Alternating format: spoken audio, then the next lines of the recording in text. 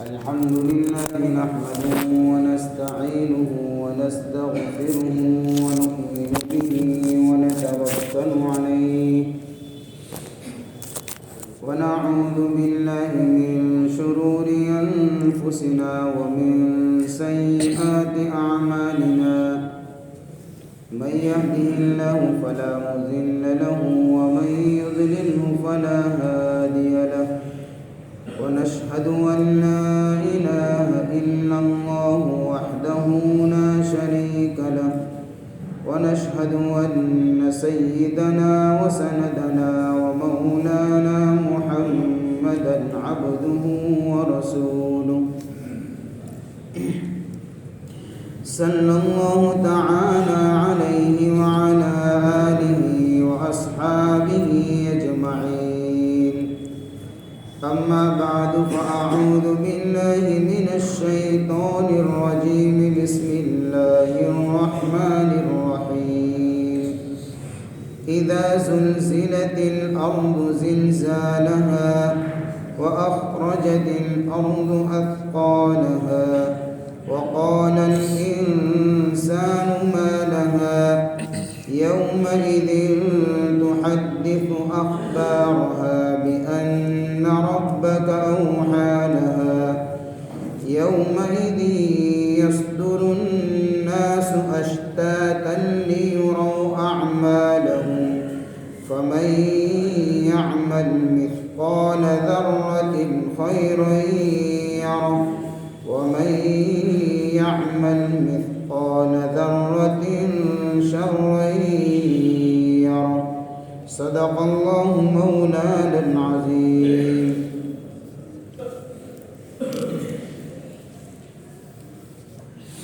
قابل قدر محترم دوستوں اور بزرگوں، سورۃ الزلزال کا سلسلہ چل رہا ہے۔ گزشتہ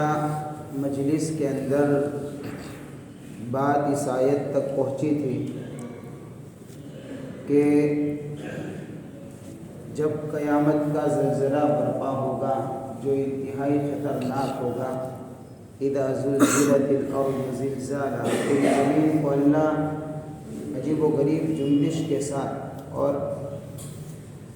بہت زیادہ سخت طریقے سے جب ہلا دیں گے، وَأَخْرَجَتِ الْأَرْضُ أَثْقَالَهَا، تو اس کا اثر یہ ہوگا کہ زمین اتنی سخت متحرک ہو جائے گی کہ اپنے اندر کا سارا بوجھ باہر نکال پھینکے گی۔ زمین کے خزینے، دفینے، دوسری معدنیات اور مردے، اس سارے کے ساری چیزیں باہر آ جائے گی، اور انسان بھی جب یہ سارا منظر دیکھے گا تو ہکا بکا رہ جائے گا اور پوچھے گا، یعنی چلائے گا، وقال الانسان ما لها، یہ کیا ہو گیا؟ یعنی وہ ایسا دہشت ناک منظر ہوگا اور ایسا بھیانک اور خوفناک منظر ہوگا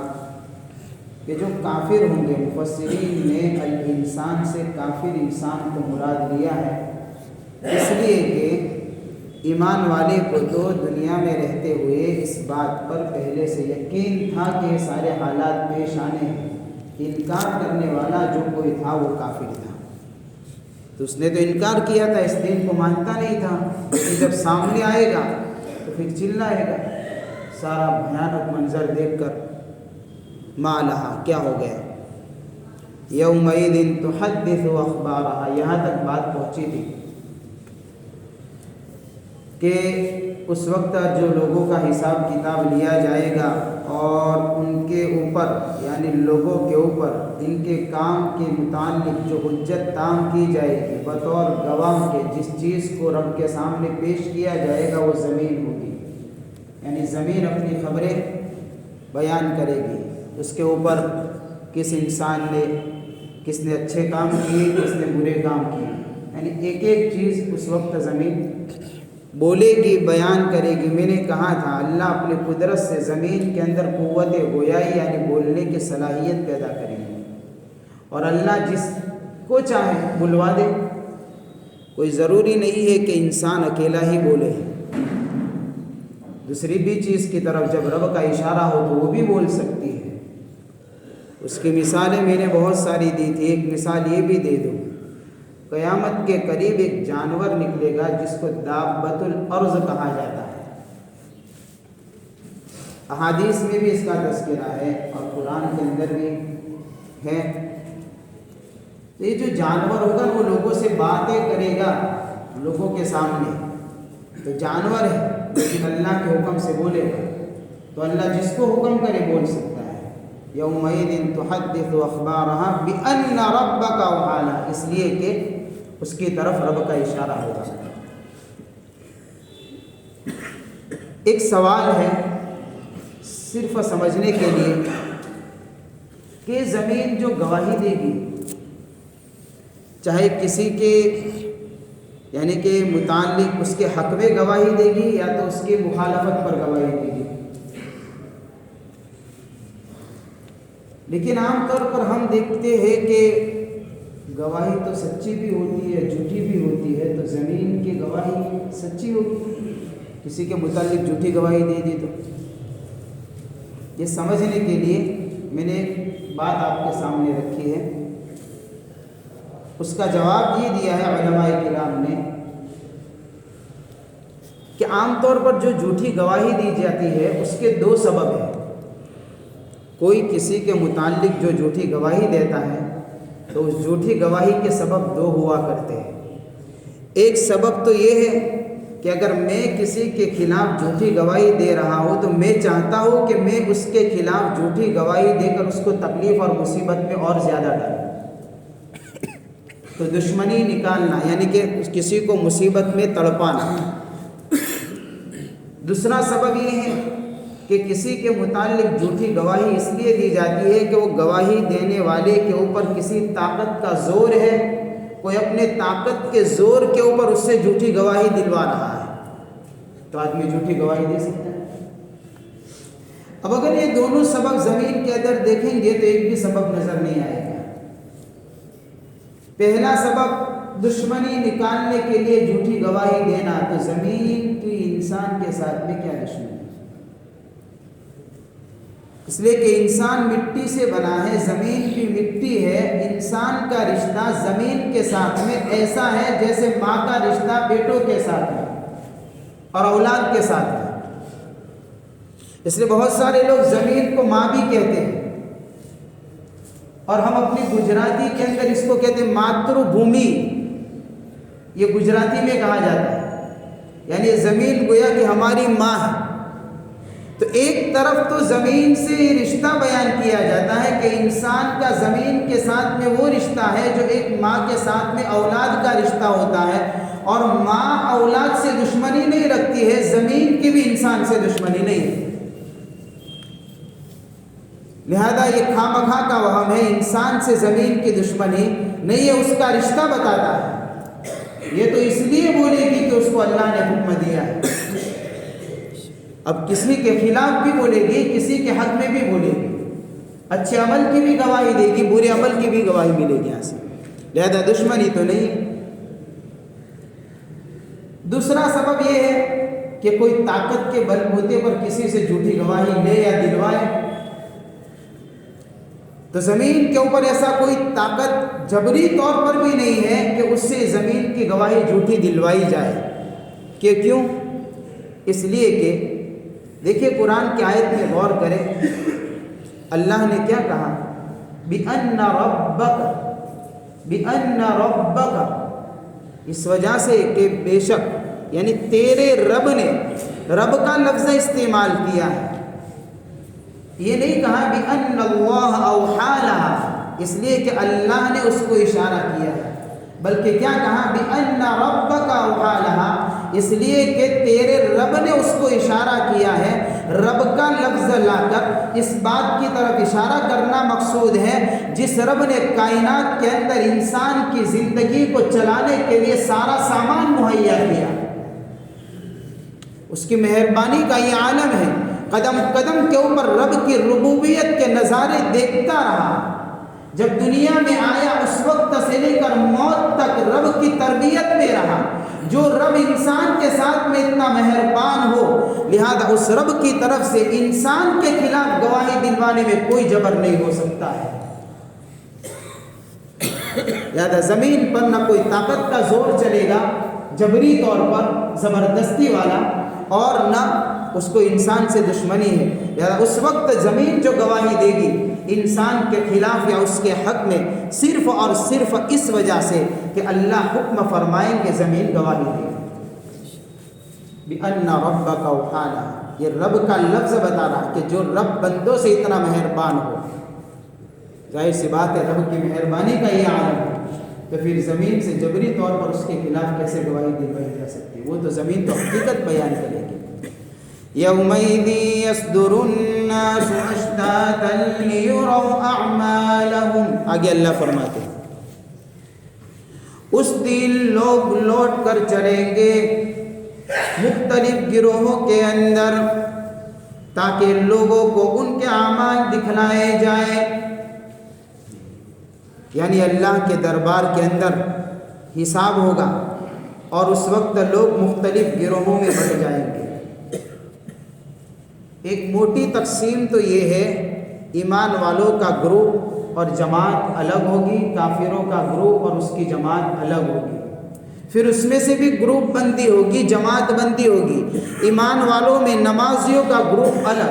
حاجیوں کا الگ، روزے داروں کا الگ، ذکر کرنے والوں کا الگ، قربانی دینے والوں کا الگ۔ یہ سارے جس کے اندر جو کمالات ہوں گے ان کمالات کے اعتبار سے اللہ کے دربار میں گروپ ہوں گے۔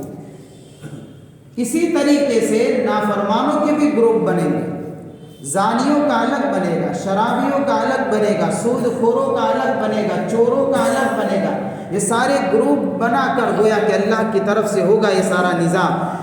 اور ان کو رب کے دربار میں عدالت سے جب فیصلہ ہو جائے گا تو وہ چلیں گے گروپ بندی کے ساتھ میں۔ کہاں چلیں گے؟ قرآن پاک کے اندر دوسری جگہ پر اللہ نے ارشاد فرمایا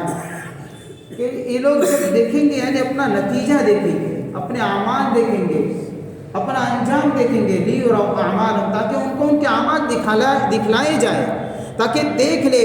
کہ برے عملوں کی ذلت اور رسوائی کتنی بڑی چیز ہے۔ وہ ایسی ذلت، ایسی رسوائی کہ اس کے بعد کبھی عزت نہیں ملے گی، اور ایسی عزت ملے گی اس وقت کہ جس کے بعد کبھی رسوائی نہیں آئے گی۔ تو وہاں کی ذلت بڑی عجیب و غریب ہوگی، اس لیے اللہ نے دوسری جگہ پر ارشاد فرمایا وَوُضِعَ الْكِتَابُ فَتَرَى الْمُجْرِمِينَ مُشْفِقِينَ مِمَّا فِيهِ وَيَقُولُونَ يَا وَيْلَتَنَا مَا لِهَذَا الْكِتَابِ لَا يُغَادِرُ صَغِيرَةً وَلَا كَبِيرَةً إِلَّا أَحْصَاهَا وَوَجَدُوا مَا عَمِلُوا حَاضِرًا وَلَا يَظْلِمُ رَبُّكَ أَحَدًا۔ اللہ فرماتے ہیں نامہ اعمال کو کھلا ہوا پائیں گے کل قیامت کے دن، مجرمین کو دیکھیں گے، ڈر رہے ہوں گے اپنے کرتوتوں کی وجہ سے جو نامہ اعمال کے اندر لکھے جا چکے ہیں، درج ہو چکے ہیں۔ تو جو مجرم لوگ ہوں گے وہ ڈر رہے ہوں گے۔ دوسری جگہ پر اللہ نے فرمایا کہ اس وقت یہ اعلان ہوگا وَامْتَازُوا الْيَوْمَ أَيُّهَا الْمُجْرِمُونَ، آج مجرموں کا گروہ الگ کر دیا جائے گا۔ آج لوگ دیکھیں گے کون ناکام ہے کون کامیاب ہے۔ مجرمین اپنے سارے کرتوتوں کو دیکھ کر ڈر رہے ہوں گے کہ کیا کر کے آئے دنیا کے اندر، کس یعنی کہ کیسے ذلت کو اٹھا کر آئے آج۔ مما فیہ، وہ بڑے افسوس کے ساتھ میں کہیں گے وَيَقُولُونَ يَا وَيْلَتَنَا، وہ کہیں گے بڑے افسوس کے ساتھ میں، یا ویلتنا کے اندر وہ افسوس کی کیفیت موجود ہے جو نہ میں اور نہ آپ اپنی زبان سے ابھی بیان کر سکتے ہیں۔ وہ افسوس کی کیفیت اس وقت جو نظر آئے گی وہ کیفیت موجود ہے۔ یا ویلتنا، بڑے افسوس کی بات ہے ہمارے لیے، ہلاکتی ہے، تباہی ہے، بربادی ہے۔ کیسا بھیانک انجام۔ اب آدمی جب اس یعنی کہ تصور اس مقام پر پہنچ جائے جس کے بعد اس کو اس مصیبت سے چھٹکارے کا راستہ نظر نہ آئے، جس ذلت کے بعد اس کو کبھی عزت کا راستہ نظر نہ آئے، جن تکلیفوں کے بعد کبھی اس کو راحت کا راستہ نظر نہ آئے، جن مصیبتوں کے بعد اس کو کبھی نجات کا راستہ نظر نہ آئے، اس وقت اس کے چیخنے کے، چلانے کی اور رونے کی اور تڑپنے کی کیا کیفیت ہوگی؟ یا ویلتنا، یا ویلتنا، اس کیفیت کے ساتھ کہ وہ چیخے گا، چلائے گا۔ ما لہذا الکتاب، کیا کہے گا؟ کیا ہو گیا اس کتاب کو، یعنی نامہ اعمال کو، لا یغادر صغیرۃ ولا کبیرۃ الا احصاها، نہ کسی چھوٹی چیز کو چھوڑا ہے نہ کسی بڑی چیز کو چھوڑا ہے، ہر چیز کو اس نے اپنے اندر سمیٹ لیا ہے۔ ووجدوا ما عملوا حاضرا، جو بھی کام کیے ہوں گے اپنے سامنے حاضر اور موجود پائے گا۔ ولا یظلم ربک احدا، تیرے رب کی طرف سے ذرہ برابر ظلم کی کوئی تصور نہیں ہوگا اس وقت، تصور تو سوال ہی پیدا نہیں ہوتا ہے ظلم کا۔ یہ ہوگا، یہ نامہ اعمال دیکھیں گے تو اس کیفیت کے ساتھ میں، اس لیے اللہ نے دوسری جگہ پر بیان فرمایا، اقرأ کتابک کفی بنفسک اليوم علیک حسیبا، نامہ اعمال اس کے سامنے کھلا ہوگا، اللہ فرمائیں گے خود پڑھ لے، خود فیصلہ کر لے تو کس انجام کو پہنچائے۔ اقرأ کتابک، تو پڑھ اپنی زندگی کو آج کھلی آنکھوں سے، کفی بنفسک اليوم علیک حسیبا، اور تو خود ہی حساب لے لے تو کیا کر کے آیا ہے۔ یہ ہے لیروا اعمالہم، کہ مختلف گروہوں میں لوگ بٹ جائیں گے اور اس طریقے سے ان کے اعمال بتائے جائیں گے، پھر دو جماعتیں ہو جائیں گی، فریق فی الجنت وفریق فی السعیر، ایک جماعت جنت میں چلی جائے گی، ایک جماعت جہنم کے اندر دھکیل دی جائے گی۔ یہ وہ زندگی کا، یعنی وہ انسان کی، یعنی وہ آخری دین ہے جس کے بعد جو کامیاب ہوگا وہ ہمیشہ کے لیے کامیاب ہوگا، جو ناکام ہوگا وہ ہمیشہ کے لیے ناکام ہوگا۔ فَمَن يَعْمَلْ مِثْقَالَ ذَرَّةٍ خَيْرًا يَرَهُ، اس لیے اللہ فرماتے ہیں، اس لیے اللہ یہی سبق سکھا رہی ہے سورت، یہ آخری دعا ہے، یہ سبق ہے ہمارا۔ فَمَن يَعْمَلْ مِثْقَالَ ذَرَّةٍ خَيْرًا يَرَهُ وَمَن يَعْمَلْ مِثْقَالَ ذَرَّةٍ شَرًّا يَرَهُ، ذرہ برابر بھی خیر ہوگی وہ کھل کر آئے گی، لہذا خیر کے کاموں کو ہاتھ سے نہ جانے، ذرہ برابر بھی خیر ہوگی اس وقت کھل کر آئے گی، اور ذرہ برابر بھی شر کیا ہوگا، برائی کی ہوگی تو وہ بھی کھل کر سامنے آئے گی۔ میں نے شروع میں ایک بات کہی تھی کہ اس صورت کی ایک خصوصیت یہ ہے کہ اس کے اندر دو آیت ایسی ہے کہ اللہ کے نبی نے ان دو آیتوں کے بارے میں هذه الآیت الفاضۃ الجامعۃ کا لفظ استعمال فرمایا ہے غالباً، یہ بڑی جامع اور منفرد آیت ہے، بڑی کمال کی آیت ہے۔ یہ دو آیتیں، یہی آخری دو آیتیں کیوں جامع ہیں، کیوں، کیا کمال ہے؟ کمال یہ ہے کہ ان دو آیتوں کے اندر اگر غور کریں گے تو پوری شریعت، پورا قرآن نظر آئے گا۔ اس لیے کہ پہلی آیت میں خیر کہا کہ خیر ہوگی وہ بھی سامنے آئے گی، دوسری آیت میں شر کہا تو شر ہوگا تو وہ بھی سامنے آئے گا۔ سوال یہ خیر کس کو کہیں گے، تو کہ قرآن کی دوسری آیت اٹھائیں گے وہاں سے خیر نظر آئے گی۔ دیکھیں کہ خیر قرآن کس کو کہہ رہا، وما آتاکم الرسول فخذوا وما نہاکم عنہ فانتہوا، رسول جو دے اس کو لینے کا نام خیر، رسول جس سے روکے اس سے رکنے کا نام شر۔ یہ جو بھی دیں گے پوری شریعت خیر اور شر کے اندر، لینے کا نام خیر، رکنے کا نام شر، رسول کے حکم کے مطابق جس شکل میں بھی دے، قولی طور پر حکم کرے، فعلی طور پر حکم کرے، کسی بھی طریقے سے، یہ رسول کا حکم یہ خیر ہے، اور رسول کا کسی چیز سے روک لینا یہ شر ہے۔ اور میں نے بتایا تھا انبیاء کے جو صفات ہوا کرتے ہیں، جتنے بھی صفات، اس میں سے بنیادی دو صفت ہیں، حضور کی بھی بنیادی دو صفت ہے۔ حضور کی ایک صفت بہت سارے صفات ہیں اسے، لیکن بنیادی وہ 2 صفتیں ہیں،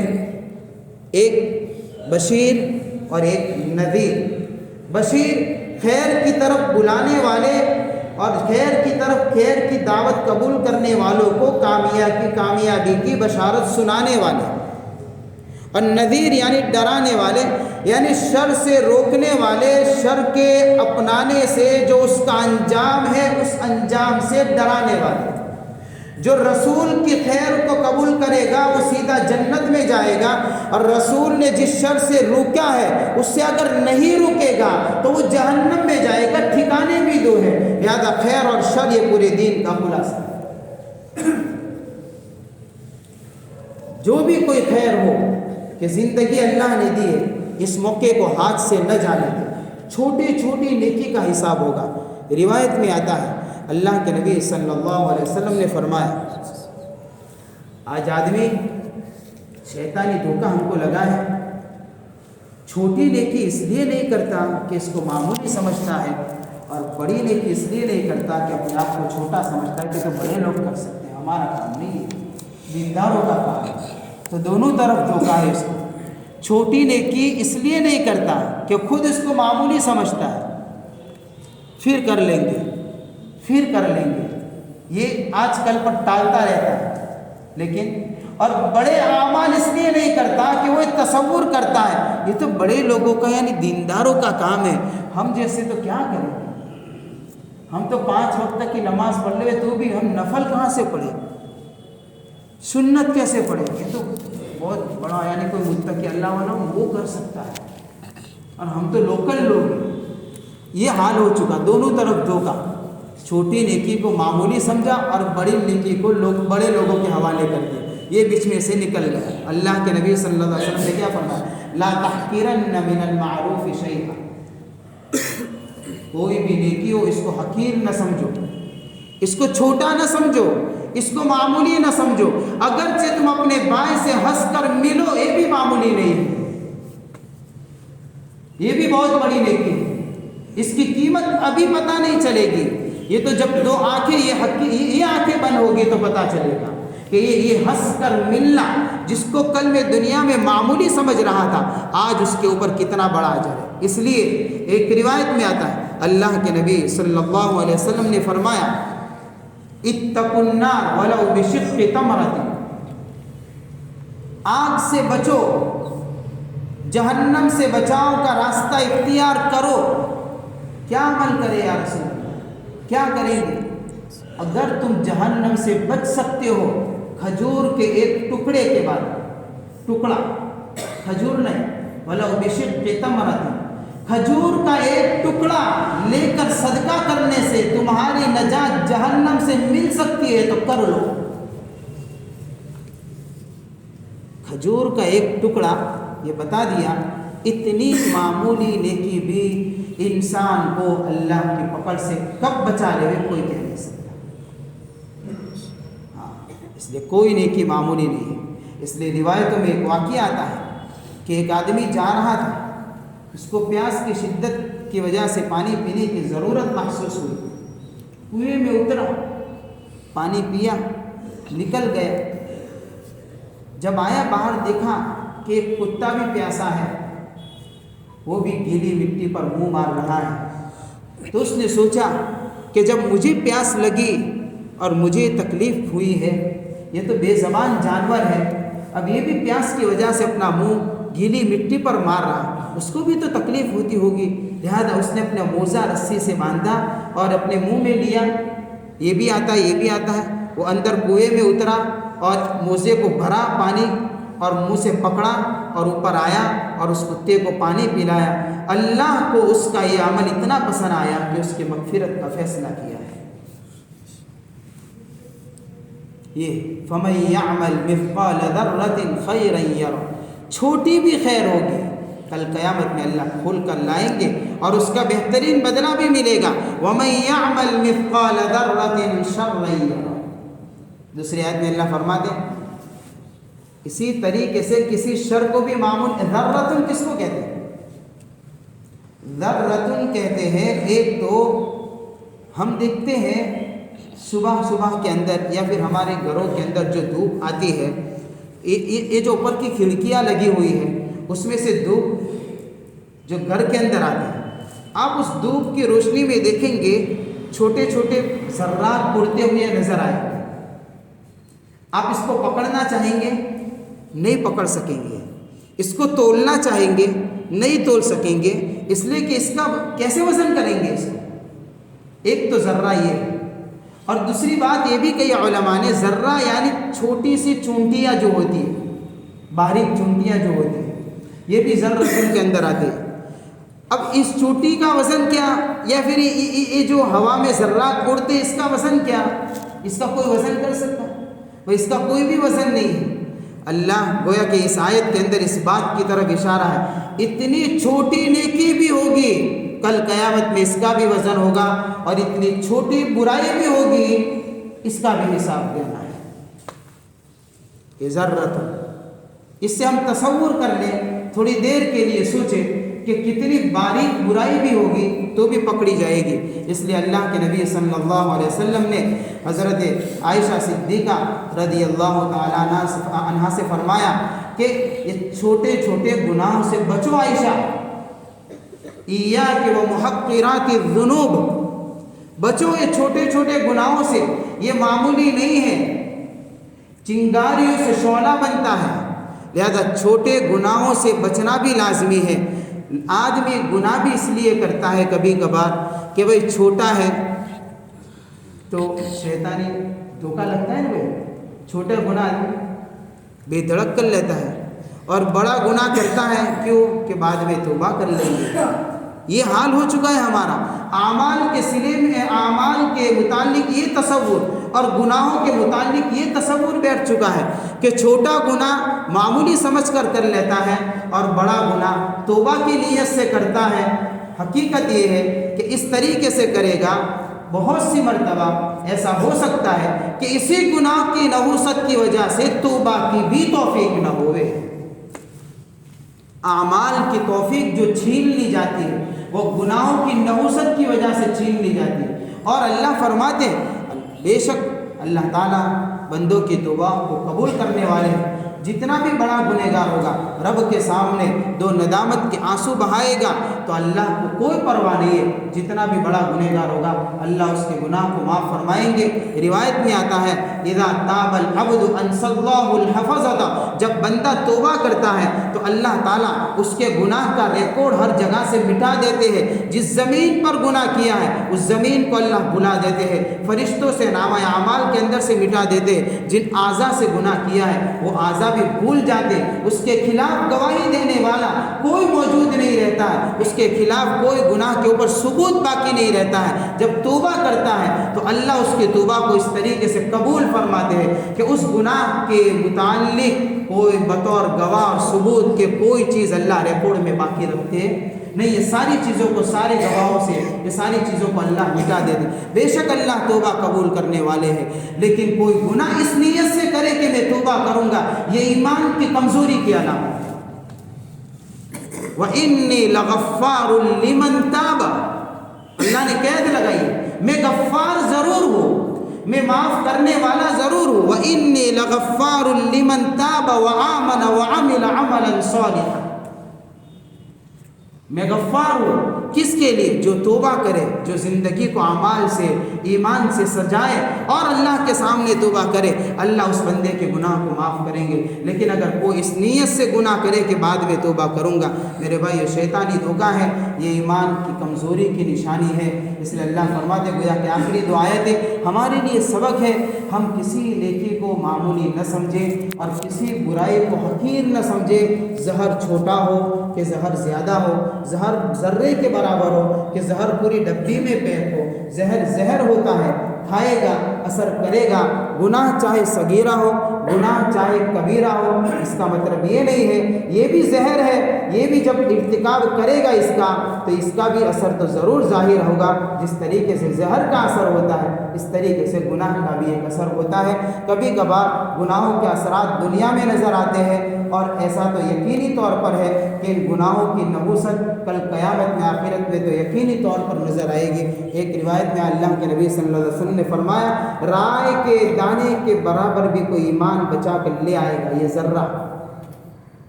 رائے کے دانے کے برابر بھی اگر کوئی ایمان بچا کر لے آئے گا، کل قیامت میں اللہ اس کے لیے کامیابی کا فیصلہ کریں گے۔ یہ بات الگ ہے کہ اللہ اس بندے کو گناہوں کی وجہ سے سزا دینا چاہے، یہ رب کا مسئلہ ہے، اللہ کا اختیار ہے، تو اس کو سزا کے بعد اس کو اگر جنت میں بھیجے، اور اگر اللہ کسی کے ساتھ میں مہربانی کا معاملہ فرمائے تو بغیر سزا بھی اس کو اسی ایمان کے اوپر جنت بخش دے، یہ اللہ کا فیصلہ ہے۔ اس لیے میرے بھائی کوئی چیز معمولی نہیں ہے، کوئی نیکی معمولی نہیں ہے، کوئی گناہ معمولی نہیں ہے۔ ہر نیکی کو کرنے کی طلب دلوں میں ہونی چاہیے، اور ہر گناہ کے متعلق یہ تصور ہونا چاہیے کہ اللہ کے نظر کے اندر نہ کوئی صغیرہ ہے نہ کوئی کبیرہ ہے۔ رب کی ذات بڑی ہے، بڑی ذات کی چھوٹی نافرمانی بھی بڑی ہوا کرتی ہے۔ اللہ تعالی ہماری گناہوں کی نحوست سے حفاظت فرمائے، اعمال کی توفیق